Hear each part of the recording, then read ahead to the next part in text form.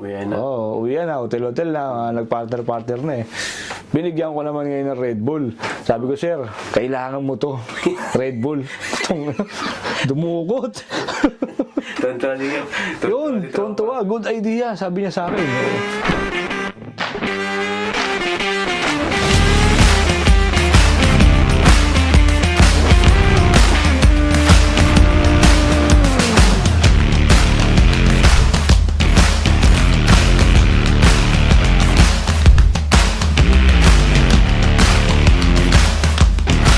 Noong 2014 sa Dubai, talagang nangangapa talaga ako dito. Sino kumuha kapatid mo? Ang kumuha sa akin, kapatid ko, si ate. Ayun, siya yung nandito. Ayun ang kumuha sa akin dito sa Dubai. Ito anong pinagkaiba sa experience mo dito sa Pilipinas sa atin? Ang laking pinagkaiba. Kasi sa Pilipinas, talagang discrimination talaga dyan. Talagang may tattoo. Hindi ka pwede na. Ang taas kasi na standard sa atin sa Pilipinas. Tapos, ang liit-liit naman ang sahod. Ayun nga, nagkaroon ako ng opportunity makapunta rito. Tinulungan ako ng kapatid kong babae, si ate. Kaya nakapunta ako rito. Ano mo masasabi na yung kita mo dito at kita mo sa Pilipinas, magkaiba? Para sa akin talaga, magkaiba talaga. Para sa akin yun kasi hindi naman lahat may iba-iba tayong diskarte Iba-iba tayo ng diskarte sa Pinas Yung sa sarili ko talagang layo ng agwat. Napakalayo ng diferensya sa Pilipinas talagang lamang ang tambay diyan. Kaysa trabaho para sa akin Pero sa moderno ngayon, hindi ko na alam kung ano yung kasi makabago. Kasi baka bago na ngayon, daming diskarte ngayon sa Pinas. Yung iba nga nagba-vlog Yung mga tambay-tambay na yan, yung team tambay na yan, kita mo naman, ang dami nilang pera. Ang dami nilang pera. Ganun-ganun lang yung mga nila. Kung tatanungin ka ngayon, ano na ba ang James ngayon kaysa dati? Uy, tungin nyo Parang iba yung natin ngayon, yung pinagkaiba ng Pinas tsaka dito dito talagang lumawak ang pag-iisip natin. Ganun. Kumbaga parang tulonggis ako noon, ngayon hindi na ako tulonggis. Balasubas yun. Balasubas yun. Oo. Pero ano naman yung James ngayon? Yung James ngayon nag-iisip na hindi na padalos-dalos. Hindi na kagaya dati, padalos-dalos. Ngayon, talagang kailangan mong kalkulado ang galawan. Hindi pwede yung lang. Kumbaga, nag-iisipan. Hindi pwede yung bahala. Bahala. Bago ka pumasok doon sa sa isang bagay na yun, kailangan iisipin mo mabuti lahat dyan. Ganun. Kung pabor ba sa'yo yung papasukin mo, kung hindi pabor sa'yo, siyempre, kailangan sa buhay ngayon, kailangan palagi kang lamang. Di ba? Naranasan mo na ba dito na manghingi, pre?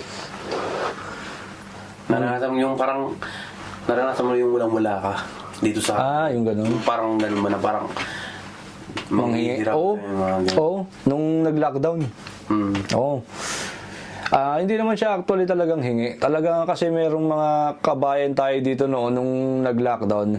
Merong mga namimigay ng mga bigas at dilata sa kalsada. Ang tawag dun? Yung relief goods ba? Tawag ng relief goods.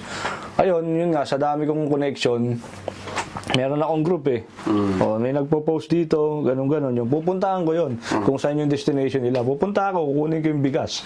Namimigay ng tsaka yung dilata, Pilipino na. Tapos, di ba, lockdown na. Mga ilang dilata yun? Sapat lang. Trabaho ko ngayon, waiter ako dito. Tsaka nagbabarbak paminsan-minsan. Ang barbak dito, ikaw yung sumusuport sa sa bartender. Ayun ang trabaho ko rito. Barbak tsaka waiter. Yun ang pinagkakabalaan ko rito. Kung saan sa bar ako nagpupunta. Ganun. Ayun ang trabaho ng barbak dito. Support ka ng bartender. Halimbawa, wala na yung rito, wala na yung whiskey rito. Sa sa lagayan. Wala na yung mga black label. May mga bar ba na May mga bar ba na yung pinapasukan mo, libreng inom?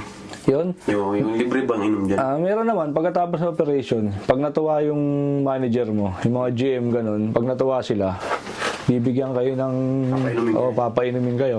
Kung halimbawa, merong birthday sa inyo, Pasko, bagong taon, ganun.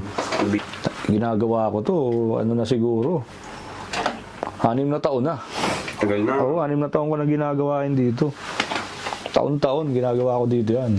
Malaki naman kitaan. Sapat lang. Sakto lang. Oo, sakto lang. Sakto lang ang kitaan. May tip rito, may tip doon. Kung minsan nga, hindi mo na magagalaw yung sahod mo. Kung minsan makakatsamba ka ng mga tip, malalaki, ganyan. 1,000, 2,000, Ang laki na. ganun.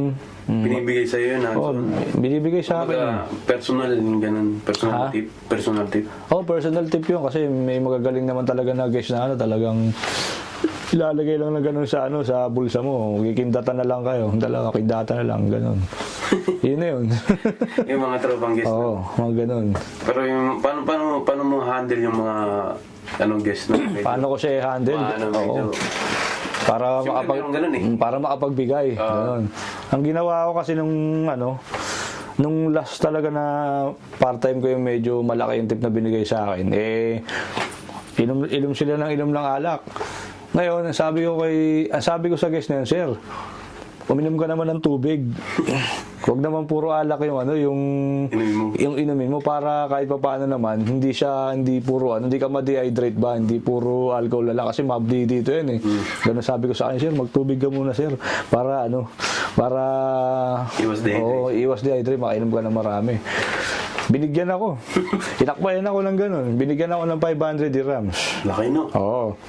Tapos yung isa naman, meron katabing babae. Meron siyang katabing babae. Magko-closing na yun, syempre. Pag nag-closing na, na yun, alam mo na.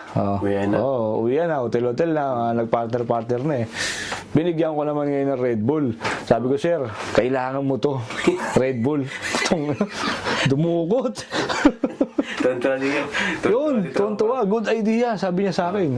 Binigyan na naman ako. Ganun.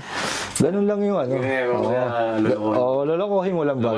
Lolokohin mo lang. You're very nice, ha? Ay sa akin. Nagtawa na kaming dalawa. Ganun. Pero anong masasabi mo sa mga Pilipinong gustong pumunta dito sa abroad at makipagsapalaran? Sa mga gustong sumugal dito sa abroad, pag-isipan nyo mabuti yan. Pag-isipan nyo mabuti kung talagang kailangan, gusto nyo yung ginagawa nyo pag nag-abroad kayo. Kasi dito, pag nandito ka sa abroad, hindi talaga po pwede magpahinga rito. Walang pahingahan. Wala talaga. Hindi talaga pwede. Kailangan talaga rito. Puro trabaho lang talaga rito. Trabaho ng trabaho dito dapat talaga. Kasi nga, yun nga, ultimong isang hakbang mo nga dito, may bayad yun. Walang libre. Sa panahon ngayon eh. Pero hindi kasi mga Pilipino naman sanay naman magtrabaho. Kaya yun ang maganda. Mayat nga lang, malayo. Kasi nga, baka mamili ka pa. Ganun, kasi dito, marami ka naman dito choice eh. Pagtyagaan mo lang muna kung ano yung nandito. Sa UAE. Yan, kung saang bansa mo gustong pumunta, kung ano yung nandyan lang muna, step by step ka lang muna. Ganun, hanggang lumawak yung connection mo dito. Ganun. Ngayon pre, pasalamatan mo yung mga gusto mong pasalamatan sa mga shoutout mo yung gusto mong i-shoutout. Pinapasalamatan ko si God. Una-una. Unang-una. Kapatid ko, si ate, pinapasalamatan ko yan kasi yan ang nagbigay sa akin ng opportunity dito. Kapatid ko, si ate. Mona Lisa Guanzon, kapatid ko. Yan ang pinapasalamatan ko dito. Pilipinas, tropa dito. Yan, pati mga Shoutout mo na dyan. yung mga malalapit kong kaibigan. Tapos na yun eh. Shoutout mo na dyan. Yung mga malalapit kong kaibigan. Shoutout sa inyong lahat. God bless you sa inyo. God bless sa inyong lahat.